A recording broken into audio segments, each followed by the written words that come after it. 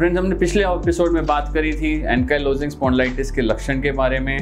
अब हम उसके आज बात करेंगे कि उसको डायग्नोस कैसे करना है, कब अपने आगे ट्रीटमेंट बढ़ाना है, कौन से पेशेंट्स को अर्ली ट्रीटमेंट की ज़रूरत पड़ सकती है। तो डायग्नोसिस करने के लिए सबसे ज़रूरी एक रूमेटोलॉजिस्ट के लिए आपकी प्रॉपर हिस्ट्री होती है।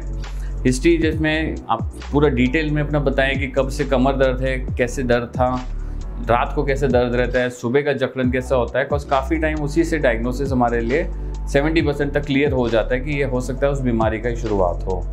फैमिली हिस्ट्री ज़रूर अपना मेंशन करें, और कभी जा रहे हैं अपने डॉक्टर के पास तो एक बार फैमिली में पता करके जाएं कि किसी को ये फैमिली में ऐसे कमर दर्द की प्रॉब्लम तो नहीं है, फैमिली में किसी को स्किन की प्रॉब्लम तो नहीं है, क्योंकि सोरियासिस एक ऐसी बीमारी है जो एंकाइलोजिंग स्पॉन्डिलाइटिस पेशेंट्स के साथ में भी आ सकती है।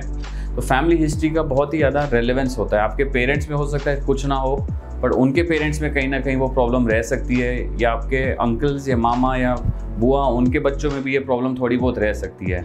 तो ज़रूरी है अपने रूट्स में ढूंढें कि कहीं और फैमिली हिस्ट्री तो नहीं है, क्योंकि फैमिली हिस्ट्री में एक जीन टेस्ट होता है HLA-B27, वो बहुत families to families pass on होता है, और काफ़ी टाइम्स 90% में वही रिस्पॉन्सिबल होता है गठिया करने के। HLA-B27 होना और आर्थराइटिस होना ज़रूरी नहीं कि सेम हो। बहुत लोगों में HLA पॉजिटिव आता है बट आर्थराइटिस नहीं भी होता। तो इसलिए हिस्ट्री के साथ एग्जामिनेशन के साथ तीसरी चीज़ हमारे लिए HLA भी ज़रूरी रहती है। क्लिनिकल एग्जामिनेशन बहुत इंपॉर्टेंट है, तो इसलिए सिर्फ टेली कंसल्ट्स पे अपना डायग्नोसिस ना बनाने की कोशिश करें। फर्स्ट टाइम ज़रूरी होता है कि डॉक्टर पूरा आपकी मूवमेंट्स असेस करे, नेक की मूवमेंट कितनी है, स्पाइन की मूवमेंट्स कितनी है जिसको हम शोबर्स कहते हैं, चेस्ट की मूवमेंट्स कितनी है बाहर के जॉइंट्स में।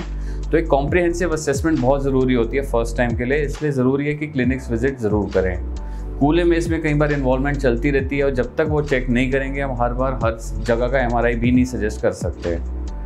थर्ड हमारे लिए रहता है MRIs डायग्नोसिस के लिए बहुत इफेक्टिव है कि अर्ली स्टेज पे उसको हमने पकड़ लिया, खासकर SI जॉइंट्स का और स्पाइन का, तो वहाँ पे कंफर्मेटरी हमारे लिए और हो जाता है।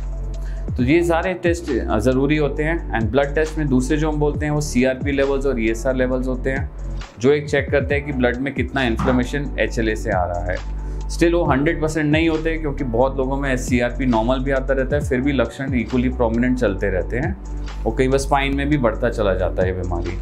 तो ये चारों चीज़ों को बहुत ज़रूरी है, क्योंकि तभी एक प्रॉपर डायग्नोसिस बनेगा, एक आगे का ट्रीटमेंट प्लान बन सकता है, क्योंकि दवाइयाँ इसमें थोड़ा लंबा चलती हैं। तो इसलिए ज़रूरी है कि क्लियर वे में अपना अप्रोच करें।